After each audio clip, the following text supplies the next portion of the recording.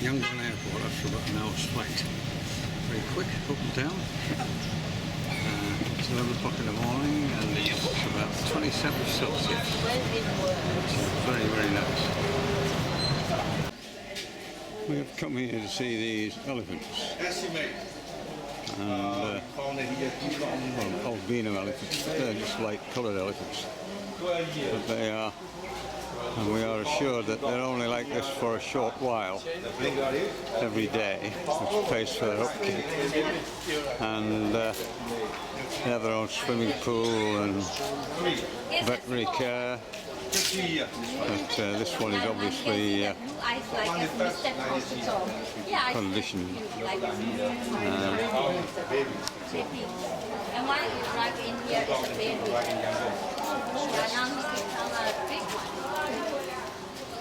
We can buy a meal for the elephant. Sugarcane, sweet corn, bananas, apples. Very that's what the word is, you know, when they do this repetitive motion time and time again. You see animals in cages just walking back and forward, back and forward. This one keeps swinging its legs.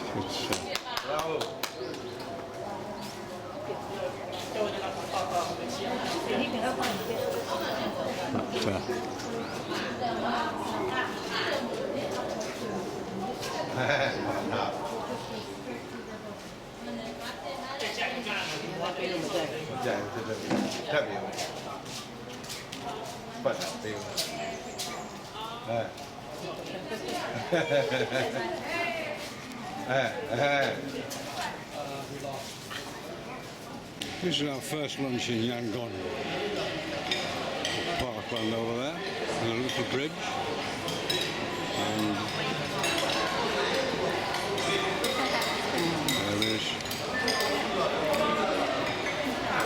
there is a big stupa on top of the hill.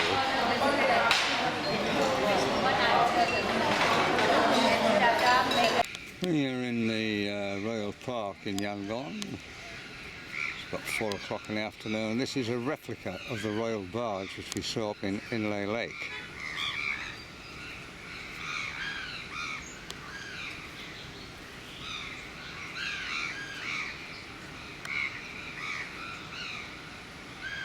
The trees all have these strangler figs on them. See it there, eventually the tree dies off, it kills it. They're everywhere. You particularly notice them in Cambodia, the Tao Prom, in Angkor Wat, one of the temples in Angkor Wat. Myanmar dog asleep. This pavilion are these brass and gold Buddha images, all polished and shiny.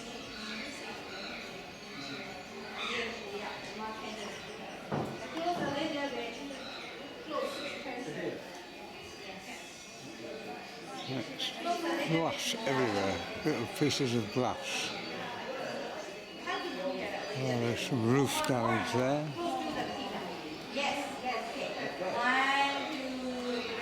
And there, so it's in need of a little renovation.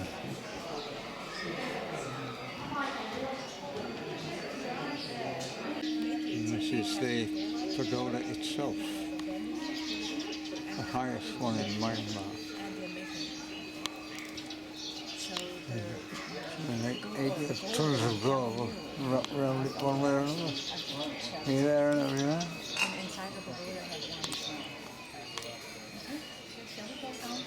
Some big gems, about 73 carat diamond in there somewhere. And a few expensive rubies. Along here are lots of little lights.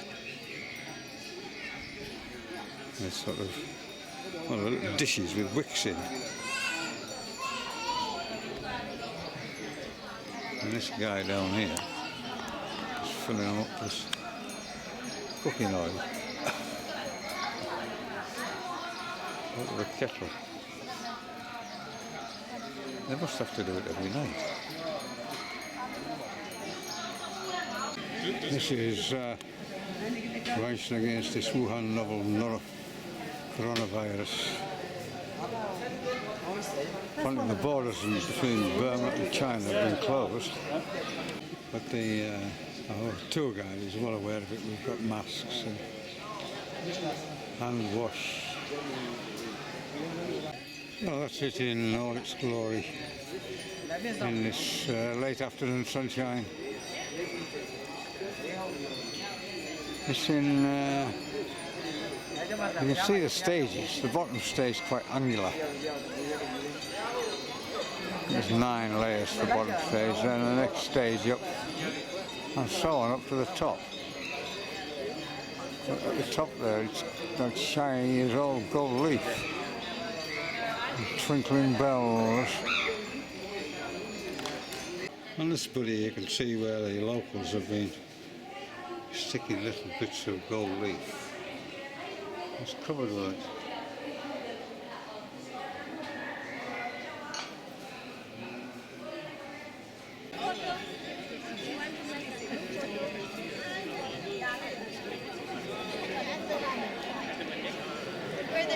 It's someplace.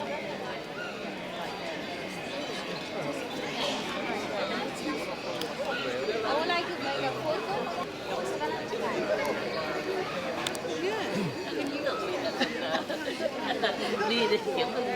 That's where all the money is. All the jewels are up there. The sun is beginning to go down. Lots of people are gathering here.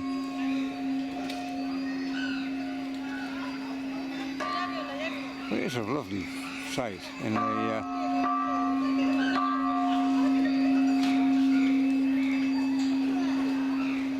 strange thing is, the moon is the wrong way around here. It seemingly lies on its side.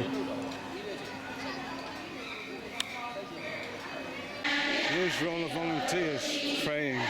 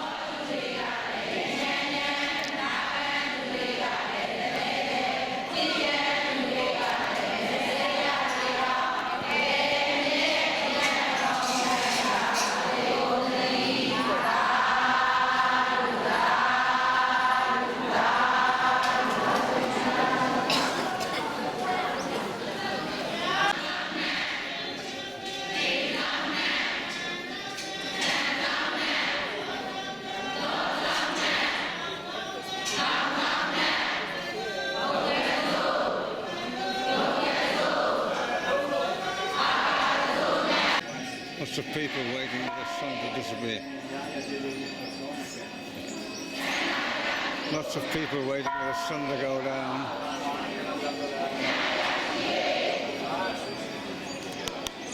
Shadows gradually creep up the pagoda.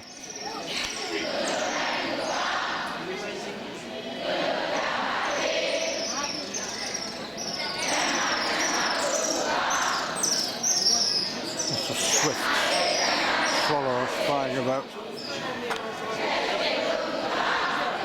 This is from the brochure for the Schwedagon Pagoda. We only got this at the end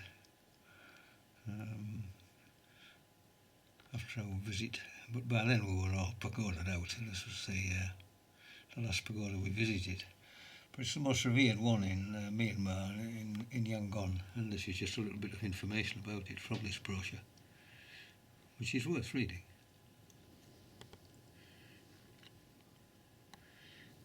Gold plate, not gold foil, not gold leaf, it's actually gold plates there, the top bit. There's this bit at the top, which is the most interesting bit. Oh, it's a long way off. So there you see the umbrella bit at the top, and it says 1/2 ton of gold it is, 83,000 gems, jewels, 4,000 little gold bells. But right at the top is probably the most intriguing bit.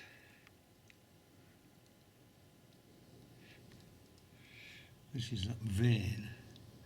You can see there, it weighs 409 kilos and it's got 2,000 assorted gems on it. And on top of that is the diamond orb. It has 4,351 diamonds. It's also got about 5,000 rubies as well. And the apex diamond, the one right at the very top, is 76 carats. That's it there.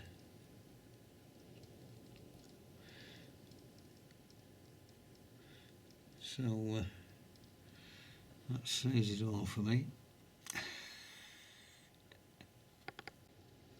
Well, that's the plan of it. It's absolutely enormous place. It was beautiful in the sunset. There are lots of things to see. There are other pagodas in there. Lots of Buddha images. Should we do that? All the bits and bobs.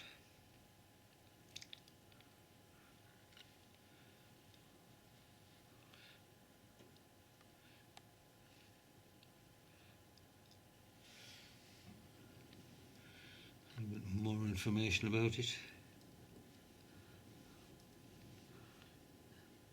And of course, unlike most pagodas, it also has a money changer, just in case you feel like making a contribution.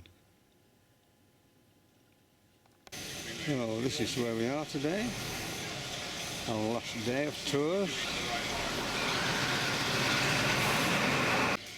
This is Aung San Suu Kyi's father's car, sort of original leader, Mr. Wolseley.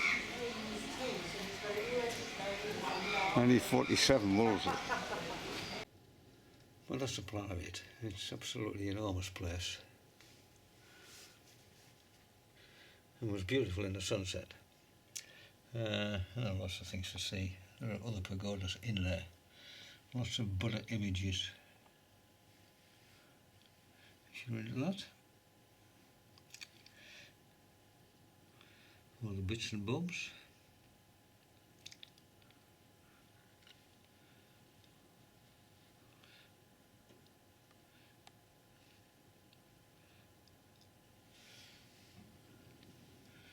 A bit more information about it. And of course, unlike most pagodas, it also has a money changer, just in case you feel like making a contribution. We are having a rickshaw ride up to the station. You can't take the bus up there, it's too crowded, so one gets in the front and one faces backwards. This block's drawn the short straw.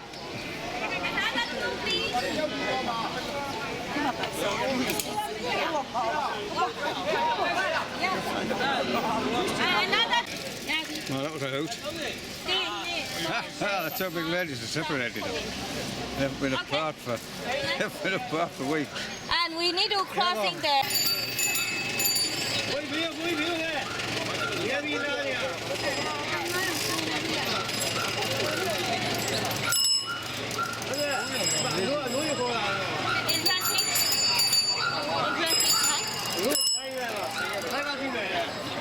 We're passing through the local market, it's all go, either.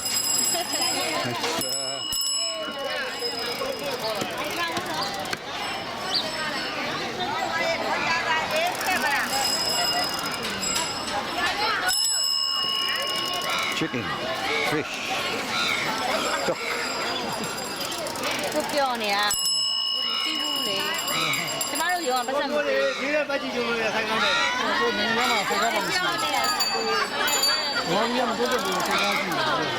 မဟုတ်ပါဘူးကျွန်တော်တို့ဒီမှာရှိတဲ့ဟာတွေပေါ့နော် Rickshaws well under there, huh? And they all seem to have a license. ဒါပေမဲ့ခေါင်းဆောင်ပါရှိရဲ့လေကျွန်တော်တို့ခေါင်းဆောင်ပါဆိုတော့ဒီလိုလေးဖြတ်ပြီးတော့သွားမယ်နော်ဒါပြေးရမှာ Buddhists erecting their arms.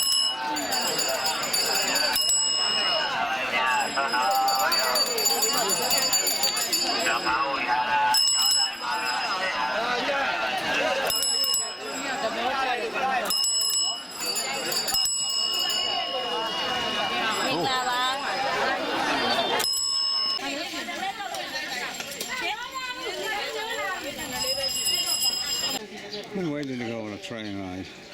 This is the station. Yeah. Myanmar dogs. They're all asleep. They're all asleep.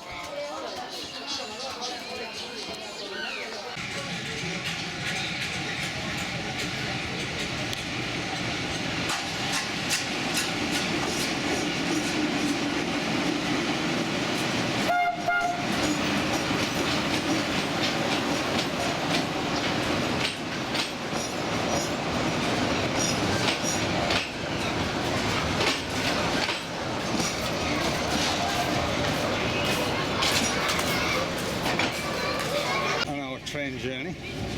I don't know where we're going or how far we're going or what we're going to see at the far end, but anyway, we're on the train. I think it's just for a train ride actually, just look out the windows. It's a local train. Relic of Britain, the British, 464, probably made in Glasgow. Interesting station architecture. The railway was built by the British. They were kicked out of it in 1947. This is Yangon City Hall. And down there is a pagoda. The street is lined with books. A sizable number of them in English.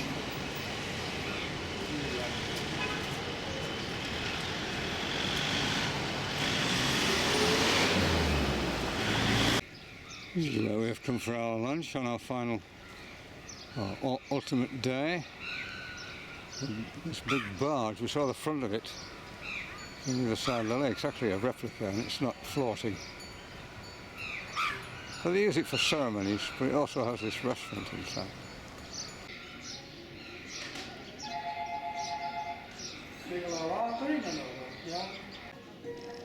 This is where we're down. It's obviously a place where they have dining shows. A little guy there playing on a flinky flunk instrument. It's very nice. President Obama apparently ate here. They do use it for ceremonies and things as well.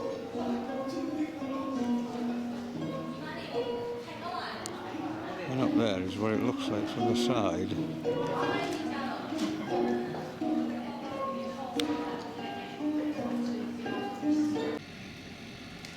This is the front of the royal barge. It's this mock-up of the royal barge. The actual barge itself is over at Inlay Lake. So this is not actually floating, although it looks like it is. It isn't. And it's beginning to show signs of falling to bits. A very superficial these things, yes. With gold paint and concrete. To eat in this restaurant. They've all got the bar. And it's outside by the lake. Big orange umbrellas everywhere and a boat floating on the lake. It looks very, very nice. And I think it's essentially French cuisine. It's our last night here.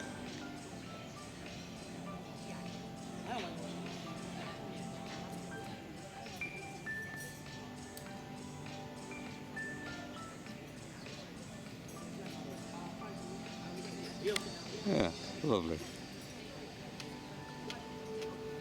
A fitting end to an absolutely superb trip. Well, this is our final dinner. in the garden. In underdeveloped countries throughout the world, which are popular with tourists, it's pretty obvious that they want you to spend as much as possible. I mean, a lot of countries rely on tourism as a main source of income. So as a tourist, you expect to be taken to places where they hope you will spend some money. And on this trip, we went to a fair number of workshops. I would think maybe 6 or 7. And attached to every workshop, where you see these sort of skills of the local workers, is a shop. You can't escape it. And in Myanmar, there's a fair amount of haggling goes on, which takes quite a while, which if you're not a shopper can be really annoying. But you just have to go with the flow. And some people not really interested in pagodas. They waited for you outside while you're meandering around looking at bullet images. Well, amongst all this shopping, only one thing really interested me, and it was a little fish, which I bought from a young lady who was selling stuff from a little boat. And I ended up paying £4 for it, and it's articulated. It's a little wiggly thing.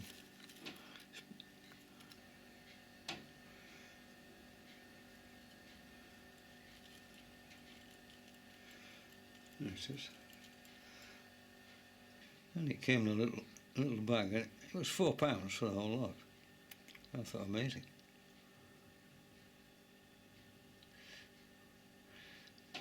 Inside the workshop which we just come out of, there were silver ones. This is just cheap metal. Isn't that lovely? I wonder if Pike will like it.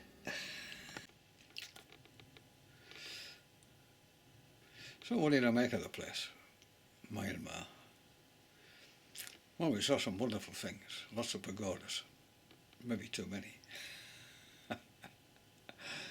And climate was lovely, felt very safe, felt a lot safer than I felt in many countries and cities around the world, including London. Very few street sellers, and those that were there were very polite, not too pushy, and that wasn't a problem. The highlight for me was at Bagan, the balloon flight. I mean, it was very, very expensive, but when you just have to do it when you're there. Otherwise, I think you would regret not having been on it.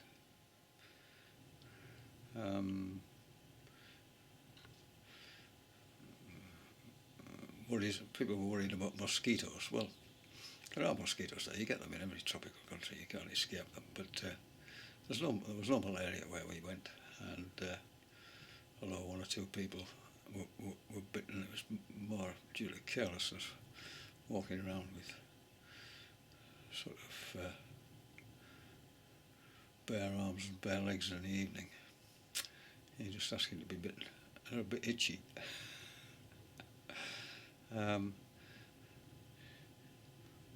Obviously, if you're travelling to such places, underdeveloped countries, you don't want to be falling ill with some gastric disease and just spend days in bed. So you need an alcoholic hand spray. You get these gels, hand gels that you get in doctors' waiting rooms and hospital waiting rooms in this country. Take one of them with you. The money is filthy, and obviously surfaces are dirty as well.